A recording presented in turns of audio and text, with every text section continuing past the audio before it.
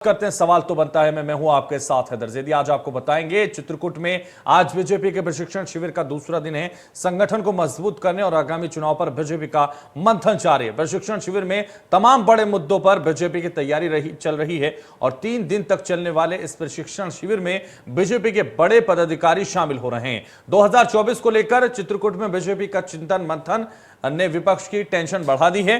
BJP mission 2024 की तैयारियों का रोड मैप तैयार करने में जुट गई है। यूपी में बीजेपी प्रदेश अध्यक्ष को लेकर भी चर्चा जोरों शोरों से चल रही है। जाहिर है बीजेपी इस महामंथन के जरिए गैर यादव, ओबीसी और गैर जाटव दलित वोट पर रणनीति भी बनाएगी। मीटिंग के लिए फिलहाल डिप्टी सीएम प्रशिक्षण वर्ग कार्यक्रम स्थल पहुंच चुके हैं और चित्रकूट मंथन से क्या निकलेगा विजय रथ, 2024 के बीजेपी की तैयारी, विपक्ष की चिंता, कौन होगा यूपी बीजेपी का जिम्मेदार, ये सबसे बड़ा सवाल। देखिए, उत्तर प्रदेश राज्य ने जिस ढंग से कानून का राज स्थापित किया, उसके बाद गरीब कल्याण की जो योजनाएं आदरणीय प्रधानमंत्री जी के नेतृत्व में घर घर पहुंची, उसके लेकर पूरे देश में उत्तर प्रदेश की चर्चा है। और आप देख रहे हैं कि जब उत्तर प्रदेश में समाजवादी पार्टी की सरकार थी, गुंडे माफिया मवाली शासन प्रशासन पर कब्जा किए थे, सरकारी खेतों में लूट होती थी, ऑर्गेनाइज क्रिमिनल्स थानों में बैठ करके काम करते थे। आज मैं कह सकता हूं कि उत्तर प्रदेश में कानून का राज स्थापित है और गरीब कल्याण की योजनाएं जन जन तक पहुंची हैं। लोगों को भरोसा बढ़ा है सरकार पर और लोगों का मानना है कि पहली बार कोई ऐसी सरकार हमारे बीच में काम कर रही है जो आम आदमी की, गरीब आदमी की सरकार महसूस की जा रही है। तो चर्चा की शुरुआत करते हैं और चर्चा की शुरुआत में खास मेहमानों का सबसे पहले परिचय करा देते हैं। मेहमान हमारे साथ जुड़ रहे हैं गौरव मिश्रा, नेता है भारतीय जनता पार्टी के, बहुत स्वागत है इंडिया न्यूज में। और हमारे खास कार्यक्रम सवाल तो बनता है मैं भुवन जोशी हमारे साथ जुड़ रहे हैं, प्रवक्ता हैं समाजवादी पार्टी के, आपका भी बहुत स्वागत है। अरविंद जय तिलक जुड़ रहे हैं हमारे साथ, वरिष्ठ पत्रकार हैं, आपका भी बहुत स्वागत है। चर्चा की शुरुआत करेंगे, चर्चा की शुरुआत इसी से करेंगे क्योंकि चित्रकूट में बीजेपी की महाबैठक हो रही है, महामंथन चल रहा है, प्रशिक्षण शिविर चल रहा है और अब इससे विपक्ष को चिंता जाहिर है होनी है और हो रही है। 2024 का आगाज इसको कहेंगे। ये जो प्रशिक्षण चल रहा है इसे बेहतर तरीके से समझेंगे। गौरव मिश्रा से हमारे साथ हैं। गौरव मिश्रा जी, सवाल है 2024 की तैयारी, चित्रकूट में यही लगातार प्रशिक्षण शिविर जारी।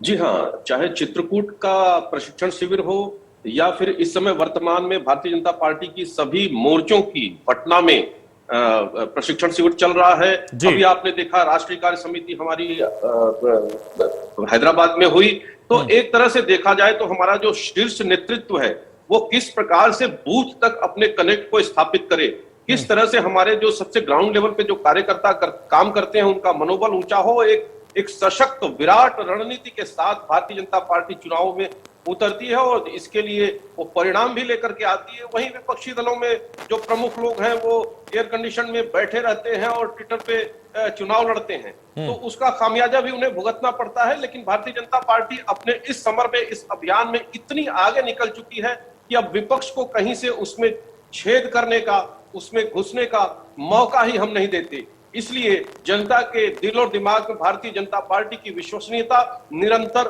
बढ़ती चली जाती है और जिस प्रकार से कार्यकर्ता भाव के साथ एक कर्मयोगी की भांति हमारा बड़ा नेता हो, चाहे वो बूथ का कार्यकर्ता हो, बूथ अध्यक्ष लेवल का कार्यकर्ता हो, वो सब एक ही भाव से जब उतरते हैं जमीन पर तो एक ऐसा वातावरण, एक ऐसा नजारा बनता है जिसको जनता हाथों हाथ लेती है और उसका रिजल्ट, उसका परिणाम भी सामने आता है। और यही कारण है कि विकास चौतरफा देखा जा सकता है, सर्वत्र देखा जा सकता है, पूरे देश में देखा जा सकता है। जहां जहां भारतीय जनता पार्टी की सरकारें हैं वहां पर अभूतपूर्व विकास के काम हुए हैं, बिना भेदभाव के काम हुए हैं।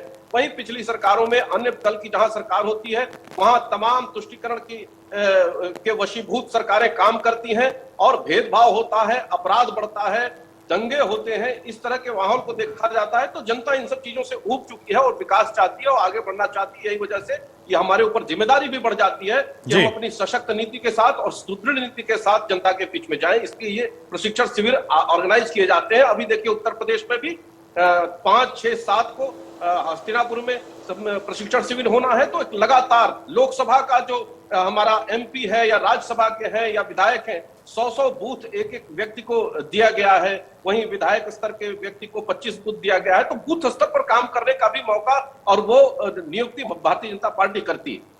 ठीक है, गौरव मिश्रा कह रहे हैं कि एसी में बैठकर हम काम नहीं करते, हमारी पार्टी लगातार काम करती है। इसका जवाब ले लेते हैं। भुवन जोशी जी, आपसे रिएक्शन लेना चाहूंगा, क्योंकि भगवान श्री राम की तपोभूमि चित्रकूट से जिस तरह से प्रशिक्षण शिविर से 2024 की तैयारी हो चुकी है भारतीय जनता पार्टी की, ये कहीं आप पर भारी तो नहीं पड़े? और ये जो कमेंट था वो भी आपके लिए था, एसी में बैठ के काम करते हैं अखिलेश यादव?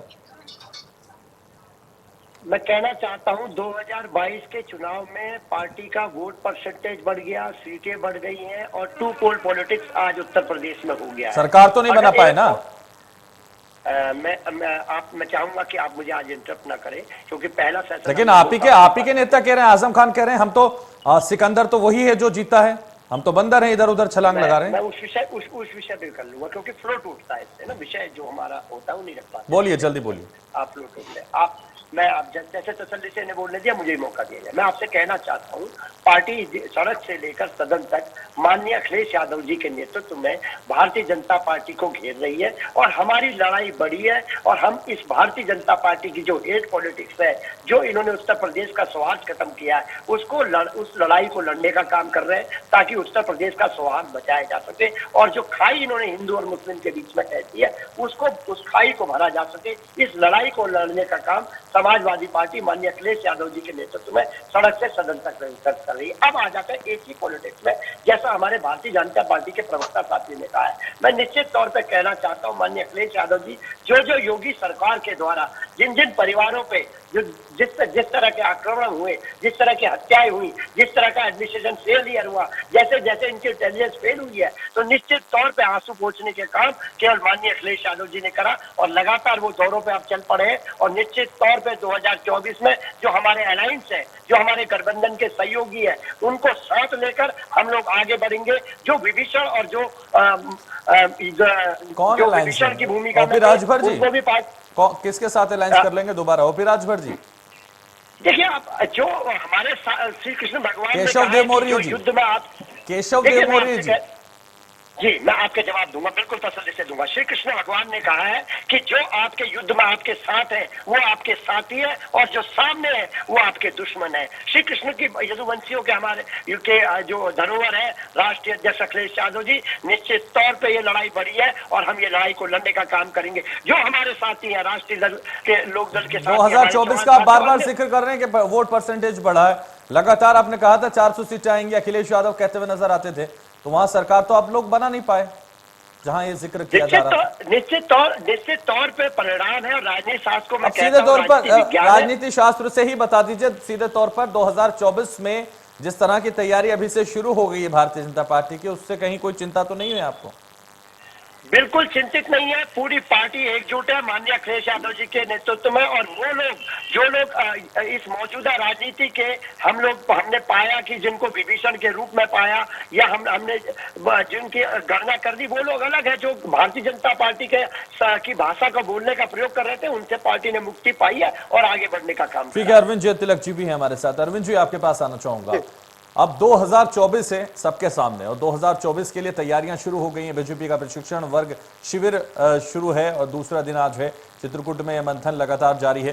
क्या इसी मंथन से विजय रथ निकलेगा, ऐसा मान लें हम, या अब विपक्ष की चिंताएं बढ़ गई हैं, या विपक्ष के सामने भी एक और तैयारी का मौका यहां से शुरू हो जाता है?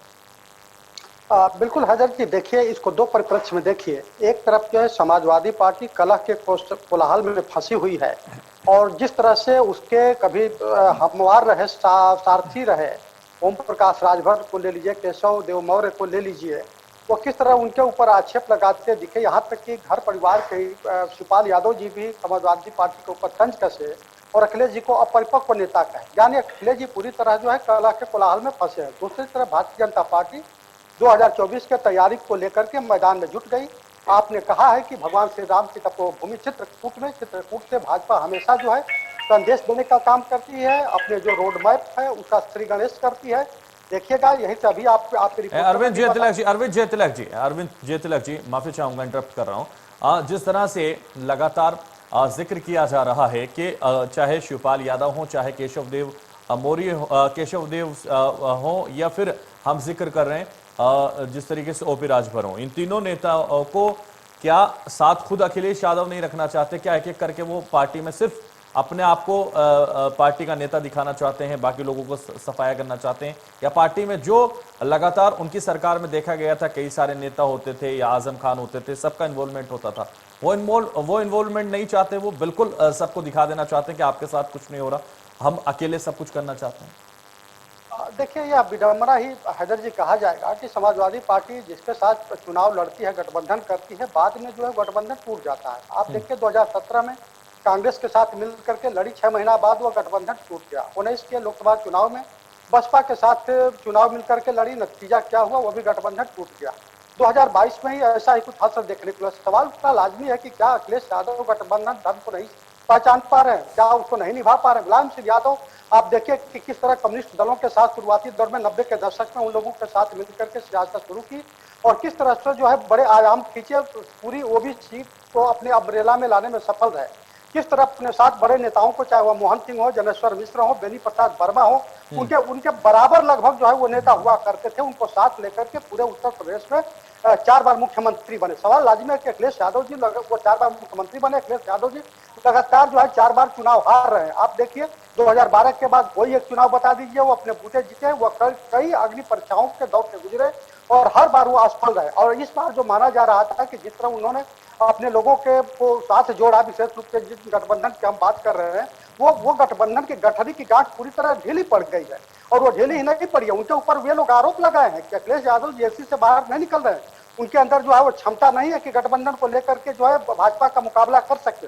तो ये कुल मिलाकर के उनकी अखिलेश यादव की कमजोरी को जो रेखांकित करता है। और अखिलेश यादव का जनता के बीच जो स्वीकार्यता है, लोकप्रियता तभी बनती जबकि इन गठबंधन दलों को साथ लेकर के चलते। लेकिन वो बार बार खुद जो है गठबंधन दलों के ऊपर जो है हमला बोल रहे हैं। अभी आपने देखा बनारस में उन्होंने क्या कहा कि प्रकाश राजभर के जो दिल में कोई और पार्टी की जो है आ गई है आत्मा। तो मेरा मानना है कि एक परिपक्व नेता, एक बड़े नेता को जो है अगर उसके साथ लोग छोड़ते भी हैं तो अपना जो वैचारिक या जो एक स्वीकृतियां होती है उसको जो है बहुत जो है हल्के पद में नहीं लिया जाना चाहिए। जैसा ठीक है अरविंद जी ठीक है। भुवन जोशी जी, आप जवाब दीजिए, क्या गठबंधन को भांपने में कहीं दिक्कत हो रही है क्या अखिलेश यादव? देखिए, मैं कहना चाहता हूँ आदरणीय अगर गठबंधन जिनके साथ करते हैं उनके साथ अगर रिश्ते नहीं निभा सकते या गठबंधन नहीं चल सकता तो फिर गठबंधन करने की आवश्यकता क्या है? और अगर गठबंधन किया है तो उसको बखूबी निभाया क्यों नहीं जा सकता?